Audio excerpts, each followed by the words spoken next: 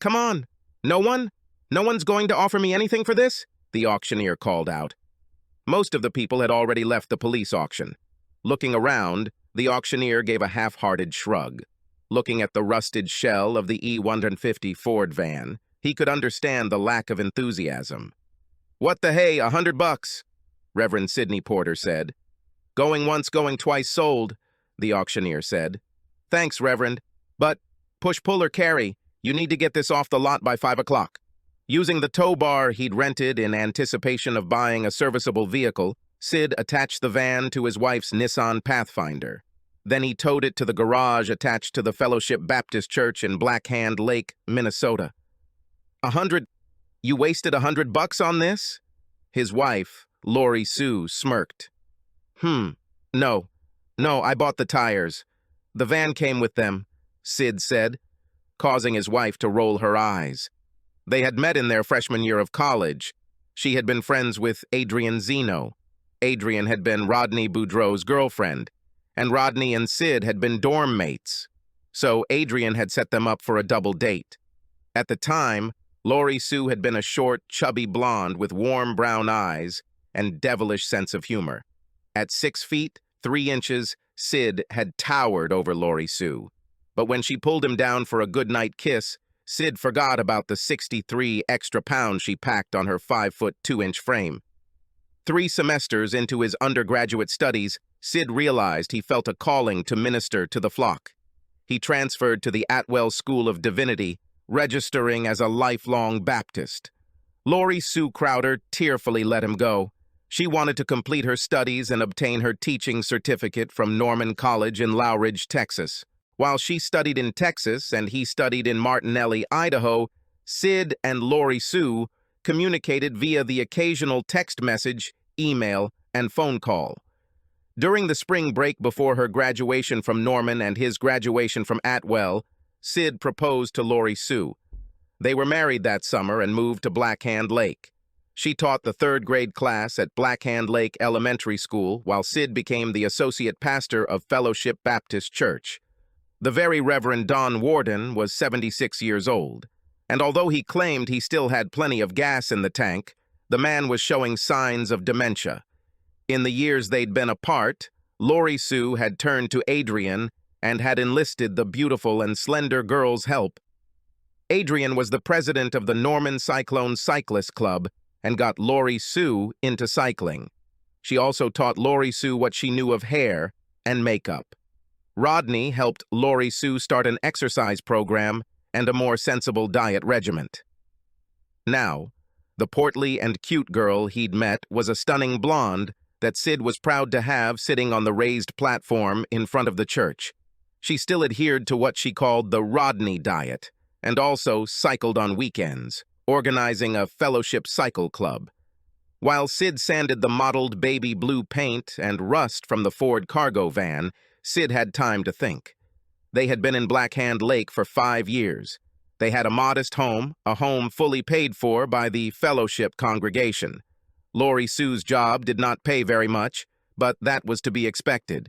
It was a public school. His own pay would never make them wealthy, but again, that was to be expected. He'd not gone into the ministry anticipating wealth here on this earth. And, at first, Lori Sue had been fine with the meager pay and the lack of frills. She'd been fine with living in a small community. After all, she'd come from Dan's Hollow, Texas, and there was not much to Dan's Hollow. And Sid had agreed with Lori Sue. They would have children, at least 2, hopefully a boy and a girl. Children could wait, though. They'd both agreed. Children were in their future. After all, as Christians, that was their duty and their obligation. And Lori Sue and Sid both agreed. Practicing procreating was lots of fun, but the last time Sid had broached the idea of actually starting their family, Lori Sue had exploded in a fit of rage. "Yeah, it's not you having sit there day after day, dealing with all them snot-nosed little bastards," Lori Sue screamed. "Not you having their grubby, filthy hands all over you, coughing their germs all over you." She indicated her toned body and shrilled. "And it's not your body gets all stretched out of whack now, is it?" "So, we're not going to," Sid asked, eyes filling with tears. "God, what?" Lori Sue snarled, the sight of tears angering her. "God, please guide me," Sid prayed as he sprayed a coat of gray primer onto the bare metal. The engine was in good shape. Sid cleaned it up, replaced what needed to be replaced, and put it aside while he completed the aesthetics. The interior received double padding on floors, walls, and ceiling.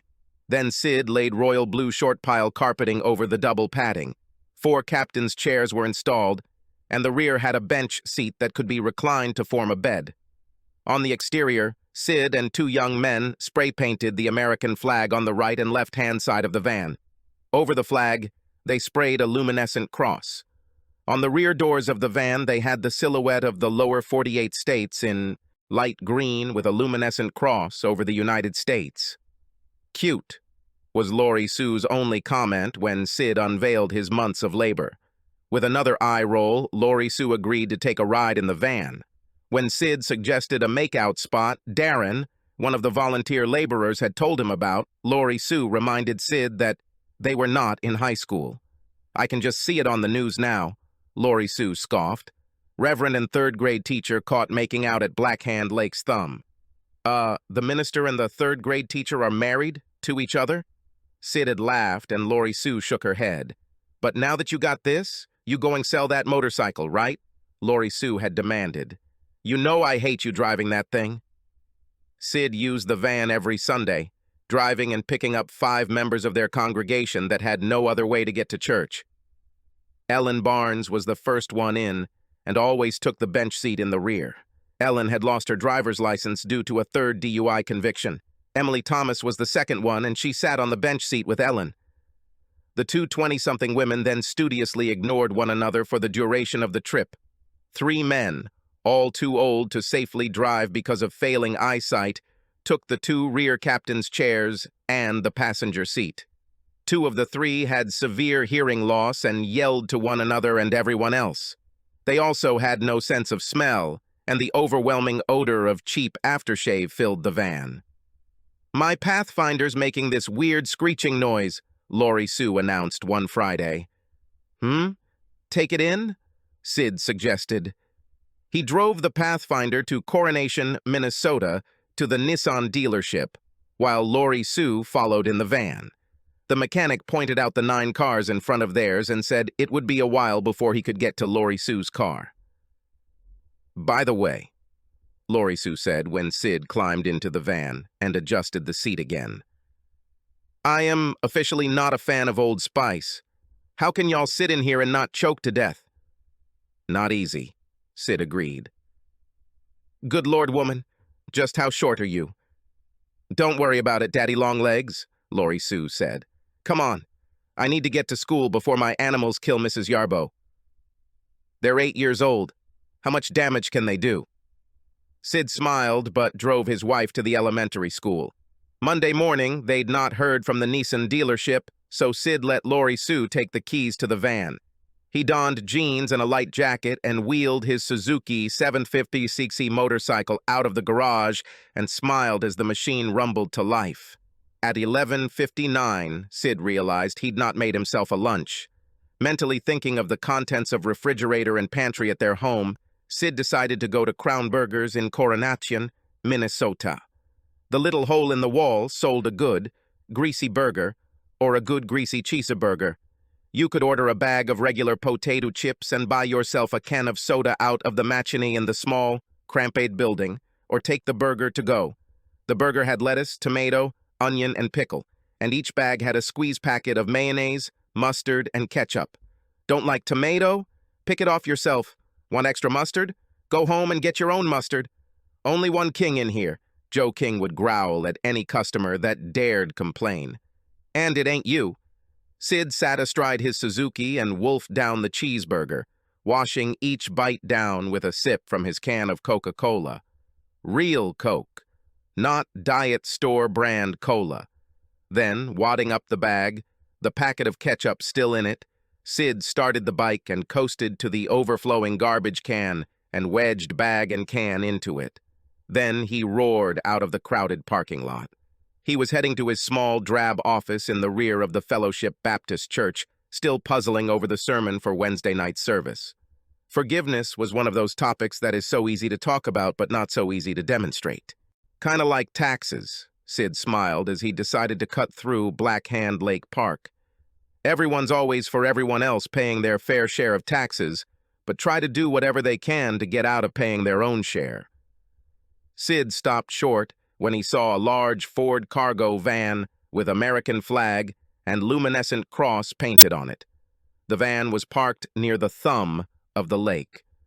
When Sid had taken Lori Sue for the maiden voyage and had suggested they go to a makeout spot Darren had suggested, Lori Sue had joked about them being arrested at the thumb.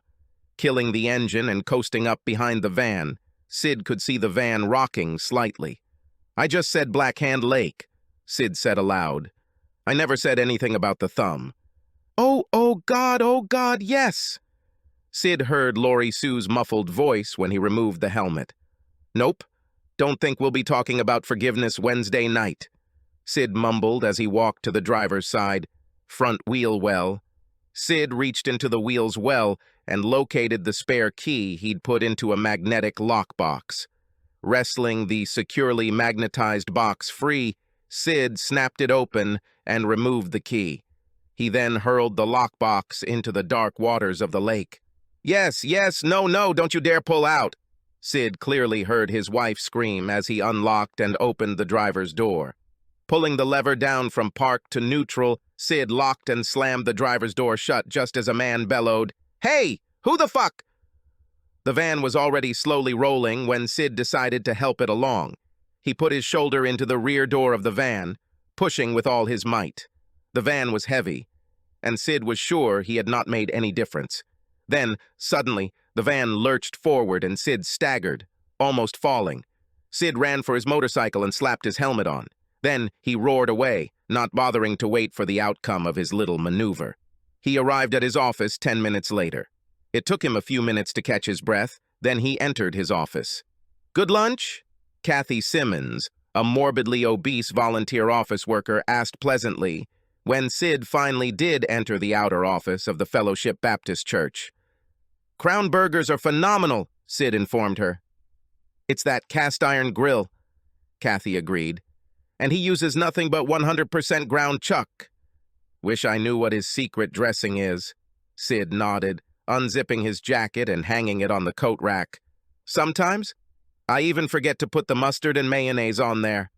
Balsamic vinegar and a garlic aioli," Kathy stated. "He stirs in some fresh black pepper, too." At 2:30, Coronation Nissan called to let Sid know the Pathfinder was ready. Sid rode his motorbike home, then got into Kathy's SUV. The two chatted about nothing in particular as they drove. Kathy cut through Black Hand Lake Park.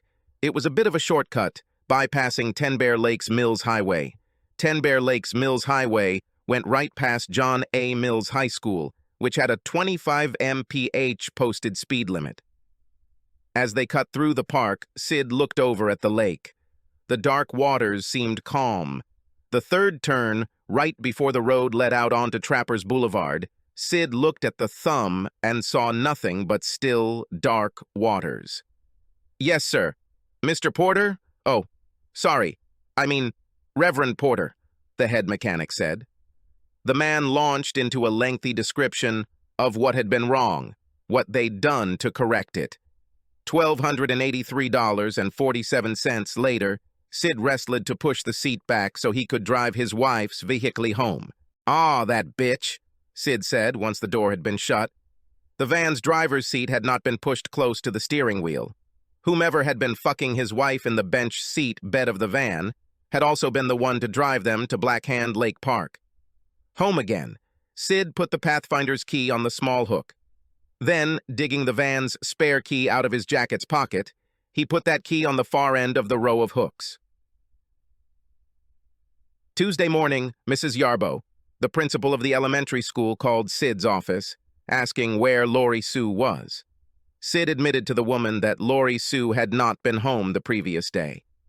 "The last time I saw her was when she drove the church's van to school yesterday," Sid said. We didn't have school yesterday," Mrs. Yarbo said. "Mr. Franks was doing his upgrade to the furnace. He says we're in for a mighty cold one this winter. Huh, Sid said.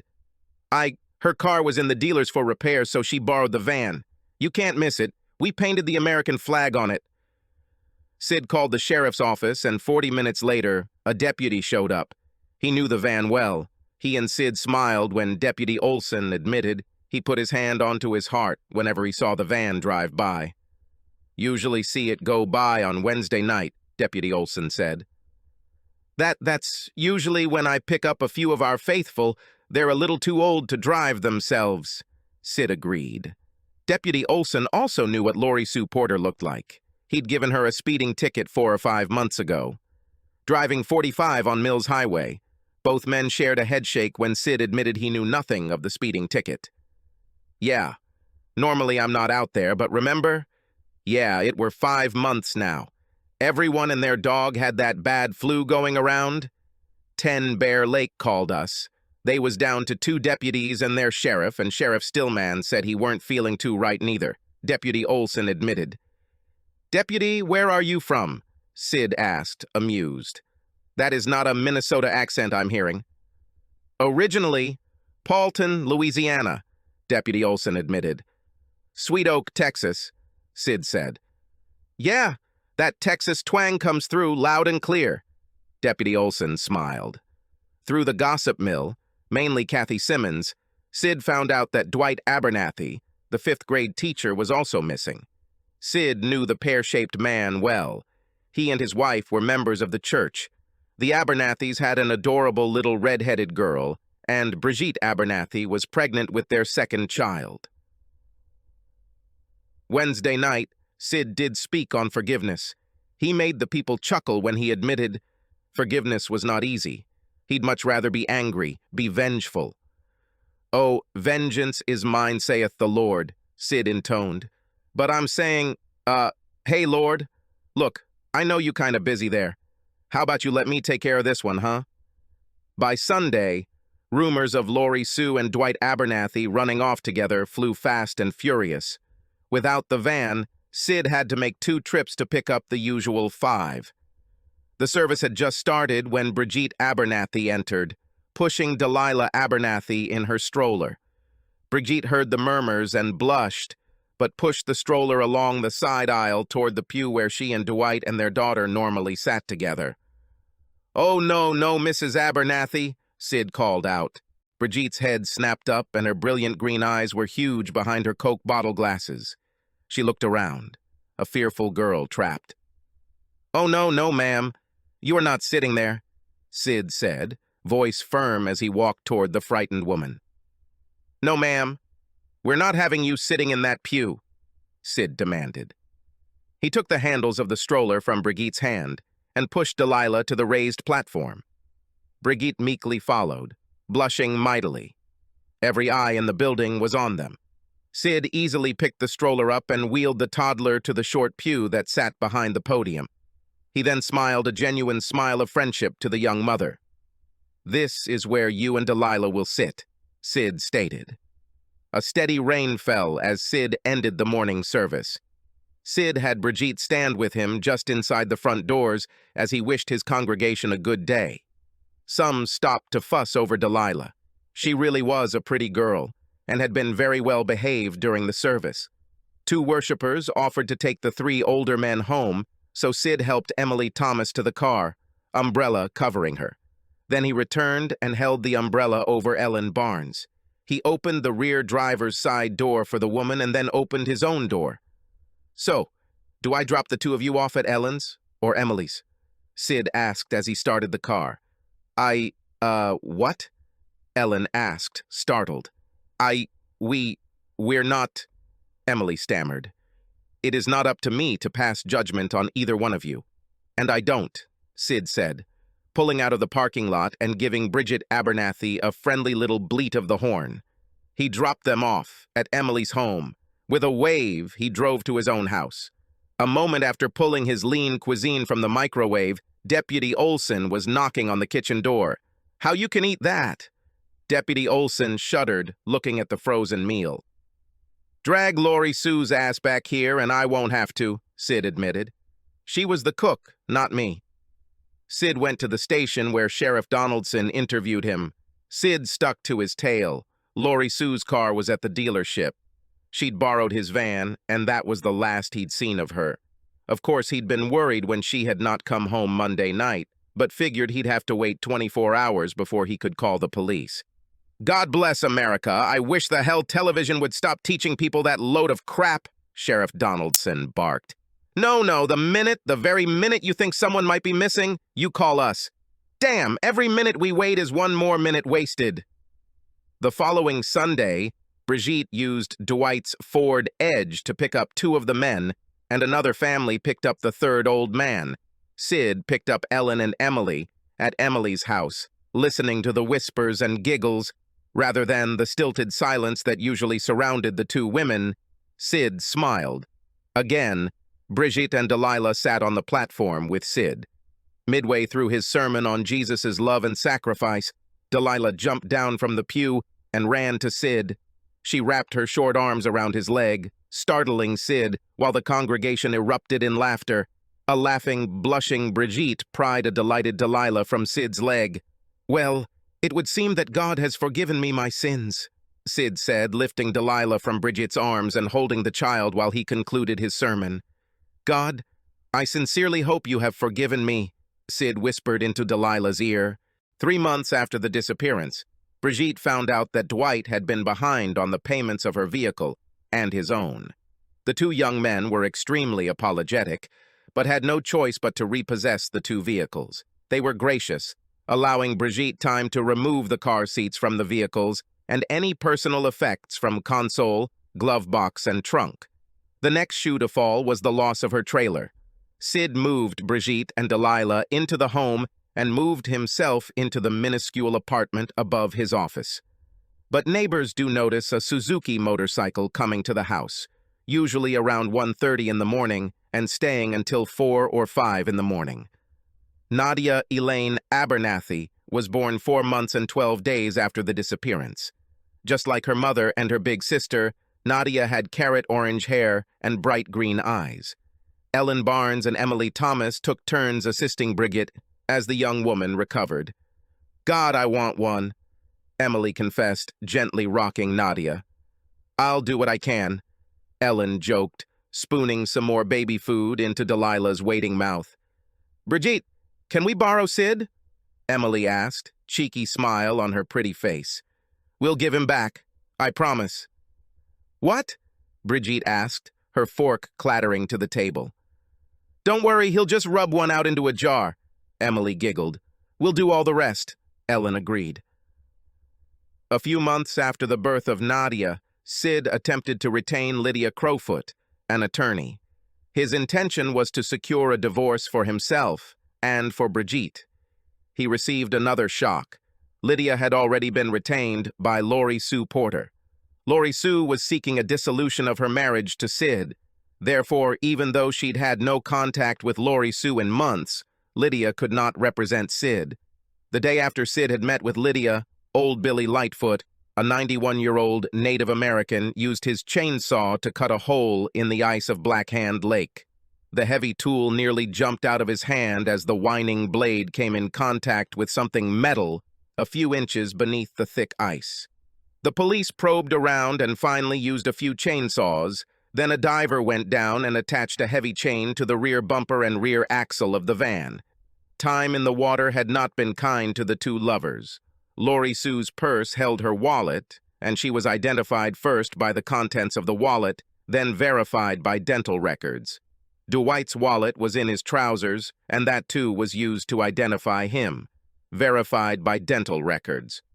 Well, guess the waiting's over, Brigitte said sadly as she and Sid sat in the lobby of the sheriff's office. Guess it is, Sid said somberly. Wonder why they didn't just open the doors and swim out, Brigitte asked aloud. Sid gave an exaggerated shrug of his shoulders. He tried to smile when he saw his friend Deputy Olson, but his facial muscles wouldn't work.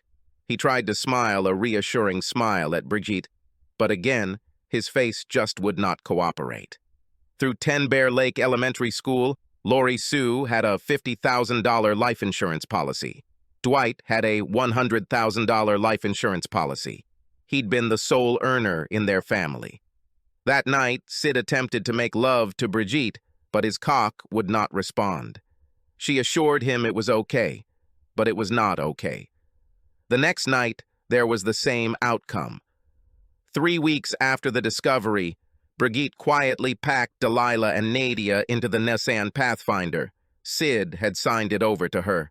With one final kiss, Brigitte drove from Black Hand Lake to her hometown of Achel, Ohio. When he could no longer see Brigitte's car, Sid climbed into the Toyota 4Runner he had purchased from a police auction and drove to pick up the first load of passengers for the morning services. Sid tried to be cheerful when greeting his passengers, but failed miserably. "You still have us, Daddy," Emily Thomas said from the rear seat. "Yeah, Daddy, you still have us," Ellen Barnes said, gently rubbing Emily's baby bump. "Yes," Sid agreed, smiling sadly. "I still have you." Through the holiday season, many in attendance puzzled over Sid's sermons. He did not speak of gratitude, of giving thanks during the Thanksgiving holiday. And during the Christmas season, he did not speak of the miracle of God becoming man, of humbling himself to be born of the Blessed Virgin Madonna. Sid did not preach the joy, the good news. He has come to deliver salvation to all. Instead, Sid focused on sin. Sid focused on remorse.